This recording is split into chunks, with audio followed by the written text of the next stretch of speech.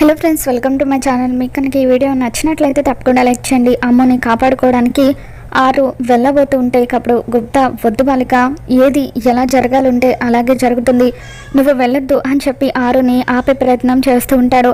అయినప్పటికీ ఆరు మాత్రం గుప్తా మాటలు పట్టించుకోకుండా నా కూతురు గుప్తా గారు, నా కూతురు ప్రమాదంలో ఉంటే నేను చూస్తూ ఎలా ఊరుకుంటానని చెప్పి గోరా దగ్గరికి వెళ్తుంది.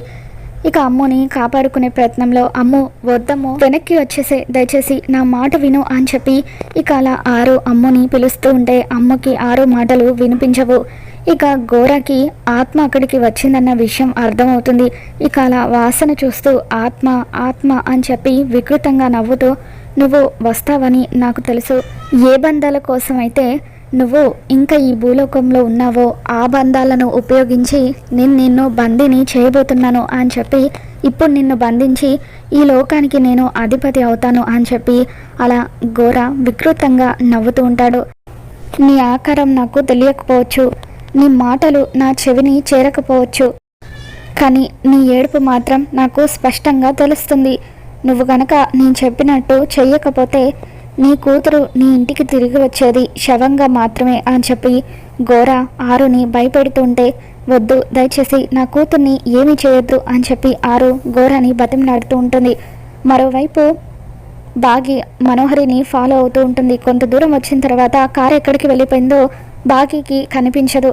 ఆటో అతన్ని కూడా అడుగుతూ ఉంటుంది. ఇక అప్పుడు ఆటో డ్రైవర్, ఇప్పటి వరకు కార్ ఇక్కడికే వచ్చిందమ్మా, కానీ ఇక్కడే మిస్ అయిపోయింది, ఎటువైపు వెళ్ళిందో అర్థం కావడం లేదు అని చెప్పి అంటూ ఉంటే, అప్పుడు బాగి ఆటో డ్రైవర్ని రైట్ తీసుకోమని చెబుతుంది. ఇక అలా రైట్ సైడ్ వెళ్ళిన తర్వాత చాలా దూరం మనోహరి కారు ఎక్కడ కనిపించకపోవడంతో, అన్న మనం రాంగ్ రూట్లో వచ్చామనుకుంటా, ఇప్పుడు మనం ఎక్కడి నుంచి అయితే స్టార్ట్ అయ్యామో అక్కడికి తీసుకువెళ్ళి అక్కడి నుండి లెఫ్ట్ వైపు వెళ్ళండి అని చెప్పి బాగి అంటూ ఉంటుంది.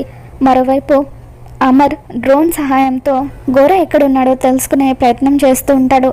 ఇక డ్రోన్ సిగ్నల్స్ని బట్టి అమర్ వాళ్ళు అటువైపుగా వెళ్తూ ఉంటారు. పోలీస్ స్టేషన్ నుండి అమర్కి ఫోన్ వస్తుంది.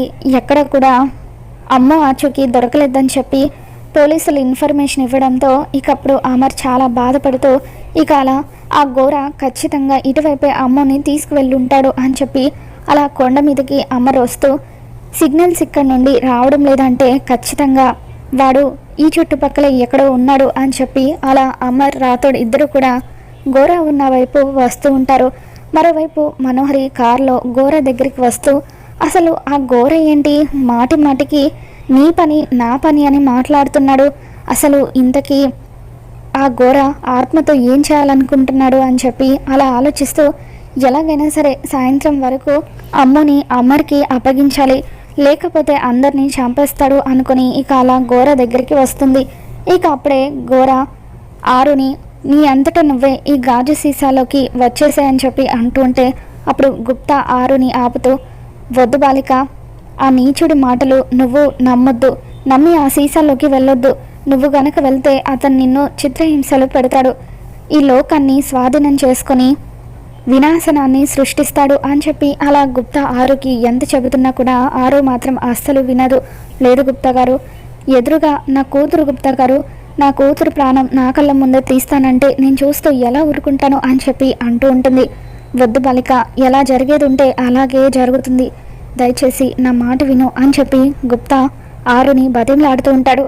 ఇక అలా ఆరు గుప్తాతో మాట్లాడడం విన్నా ఘోర, ఓహో నిన్ను ప్రతిసారి కాపాడే శక్తి కూడా ఇక్కడే ఉందన్నమాట, ఏది నీతో మాట్లాడే ఆ శక్తిని నీ కూతుర్ని కాపాడమని చెప్పు అని వికృతంగా నవ్వుతూ, ఈ లోకంలో నీ కూతుర్ని నేను తప్ప ఇంకెవరు కాపాడలేరు అని చెప్పి ఈరోజు నీ కూతురి చావు తథ్యం అని చెప్పి ఇక అలా ఘోర అంటూ ఉంటాడు. దయచేసి నా కూతుర్ని వదిలేసే అని ఆరు బతిమలాడుతూ ఉంటే, చెప్పాను కదా నేను చెప్పినట్టుగా చేస్తేనే నీ కూతుర్ని వదిలేస్తాను, ఇప్పుడు నీ కూతురు నా చేతిలో తోలుబొమ్మ, నేను ఎలా ఆడిస్తే అలా ఆడుతుంది, కావాలంటే చూస్తావా అంటూ ఘోర అమ్ముతో, అమ్ము ఒక్కసారి వెనక్కి నడుచుకుంటురా, ముందుకి పరిగెత్తు అని అంటూ ఉంటాడు. ఇక అలా కొండ చివరి వరకు అమ్ముని తీసుకువెళ్ళిన తర్వాత అమ్ముని ఒక్క అడుగు ముందుకు వేయమని అడుగుతాడు. అలా అమ్ము గాల్లోకి తన కాలిని పెడుతుంది. ఇక అలా అమ్ము గాల్లోకి దూకడానికి సిద్ధంగా ఉండడంతో ఆరు వద్దు వద్దు దయచేసి నా కూతుర్ని ఏం చేయొద్దు అని చెప్పి ఏడుస్తూ ఉంటుంది. చూసావు కదా, నీ కూతురు నేనేం చెప్తే అది చేస్తుంది, ఒక్క నిమిషం చాలు నీ కూతుర్ని గాల్లో కలిపేయడానికి అని అలా గోర ఆరుతో మాట్లాడుతూ ఉంటే అప్పుడే మనోహరి అక్కడికి వస్తుంది. ఆత్మ అంటున్నావేంటి గోర అంటే ఆరు ఆత్మ ఇక్కడే ఉందా అని చెప్పి మనోహరి అడుగుతూ ఉంటుంది. అప్పుడు గోర అవును, కాసేపట్లో ఆత్మ నా చేతిలో బందీ కాబోతుంది అని అంటూ ఉంటే మనోహరి చాలా సంతోషపడిపోతూ ఉంటుంది. వసే ఆరు, నువ్వు ఇక్కడే ఉన్నావా? నీ చావుని నేను ఎలాగో కళ్ళారా చూడలేకపోయాను, ఇప్పుడు నువ్వు బందీ కావడం కూడా నేను కళ్ళారా చూడలేకపోతున్నాను. ఏంటి ఆరు, అమ్మ గురించి భయపడుతున్నావా? నేను ఒక్క చిటిక వేస్తే చాలు నీ కూతురు ప్రాణం అలా గాల్లో కలిసిపోతుంది అని చెప్పి అలా మనోహరి అంటూ ఉంటుంది. తర్వాత గోర వైపు చూస్తూ, గోర ఇంతకీ ఆ పౌర్ణమి రోజున ఆత్మ ఏం చేయబోతుందో తెలిసిందా? ఆ ఆత్మశక్తి ఏంటో అర్థమైందా అని అంటూ ఉంటే తెలిసింది బాలిక, ప్రతి పౌర్ణమి రోజున ఆ ఆత్మకు మానవ శరీరంలోకి వెళ్ళే శక్తి వస్తుంది. అలా మానవ శరీరంలోకి ప్రవేశించిన తర్వాత ఆత్మ తను ఏం చేయాలనుకుంటే అది చేస్తుంది. తర్వాత రోజు ఉదయం వాళ్లకు ఆ రోజంతా ఏం జరిగిందో గుర్తుండదు అని గోర చెప్తాడు. ఇక దాంతో మనోహరి అమ్మ ప్రవర్తించిన తీరు, బాగి ప్రవర్తించిన తీరు ఇవన్నీ కూడా గుర్తు చేసుకుంటుంది. పౌర్ణమి రోజున బాగి శరీరంలోకి ఆరు ప్రవేశించి అమర్ బాగిల పెళ్లి జరిపించిందన్న విషయం కూడా మనోహరి తెలుసుకుంటుంది. ఆరు మీద కోపంతో వసే ఆరు అంటూ ఆరు మీదకి వెళ్తూ ఉంటుంది. ఇక ఆరు మనోహరి అలా మీదికి వస్తూ ఉండడంతో వెనక్కి నడుచుకుంటూ వస్తూ ఉంటుంది. వసే ఆరు, నువ్వు చచ్చి బతికిపోయావు, లేదంటే నేనే నిన్ను చంపేసి ఉండేదాన్ని. నువ్వు చచ్చి కూడా నాకు ప్రశాంతత లేకుండా చేస్తున్నావు, మళ్ళీ మళ్ళీ అమర్ని నా నుండి దూరం చేస్తూనే ఉన్నావు అని చెప్పి నీ కూతురు ప్రాణం కోసమే కదా నువ్వు ఇంతలా విలవిల్లాడిపోతున్నావు. గోరా దాని కూతుర్ని చంపేసాయి అని అలా మనోహరి అంటుంటే గోర బాలిక చంపమంటావా అని ఆరు వైపు చూసి అలా వికృతంగా నవ్వుతూ ఉంటాడు. వసే మనో ప్లీజ్ దయచేసి నా కూతుర్ని ఏమీ చేయొద్దు అని అలా మనోహరిని ఆరు బతిమలాడుతూ ఉంటుంది. ఇక అలా అమ్మ కూడా గోర చెప్పినట్టుగా చేస్తూ, అమ్మ దయచేసి ఆయన చెప్పింది చెయ్యమ్మా, నాకు చాలా భయంగా ఉందమ్మా అని చెప్పి అలా అమ్మ కూడా ఏడుస్తూ ఉంటే ఇక ఆరు ఏమీ చేయలేని పరిస్థితుల్లో అలా గాజు సీసాలోకి వెళ్ళడానికి సిద్ధపడుతూ ఉంటుంది. ఇక అప్పుడు పక్కనే ఉన్న గుప్తా, వద్దు బాలిక మరొకసారి ఆలోచించుకో, నేను చెప్పింది విను అని అంటూ ఉంటే, లేదు గుప్తా గారు, ఇక నాకు వేరే మార్గం ఏమీ కనిపించట్లేదు. నా కూతుర్ని కాపాడుకోవాలంటే ఆ సీసాలోకి వెళ్ళడం ఒక్కటే కదా మార్గం. దయచేసి నాకు ఒక్క మాట ఇవ్వండి, నేను ఆ సీసాలోకి వెళ్ళిపోయిన తర్వాత దయచేసి నా పిల్లలకు రక్షగా ఉంటారా? మీరు నా సోదరుడని భావించి నేను మిమ్మల్ని ఈ ఒక్క విషయం అడుగుతున్నాను అని చెప్పి ఆరు అలా గుప్తాకి దండం పెడుతుంది. గుప్తాకి దండం పెట్టిన తర్వాత ఇక తనంతట తానే గాజు సీసాలోకి వెళ్ళిపోతూ ఉంటుంది. గోర ఆరు ఆత్మని ఆ గాజు సీసాలో బంధిస్తాడు. ఇక అది చూసి మనోహరి సంతోషపడిపోతూ ఉంటుంది.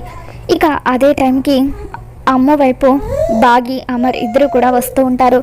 ఇక అంతటితో ఈరోజు ఎపిసోడ్ పూర్తవుతుంది. రానున్న ఎపిసోడ్లో అమ్ము లోయలోకి దూకేయబోతూ ఉంటే అప్పుడు బాగి అమ్ముని కాపాడి లోయలో పడి అలా డొర్లుకుంటూ వస్తూ ఉంటుంది. ఇక అప్పుడే బాగి తలకు గాయం కూడా అవుతుంది.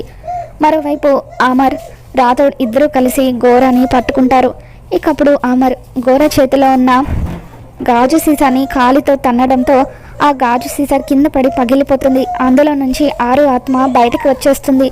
ఇక అలా అమర్ ఆరుని బాగి అమ్ముని కాపాడుకుంటారు. మరి రాబోతున్న ఎపిసోడ్లో ఏం జరగబోతుందో మళ్ళీ మన ఛానల్లో తెలుసుకుందాం. వీడియో కనుక మీకు నచ్చినట్లయితే తప్పకుండా లైక్ చేయండి.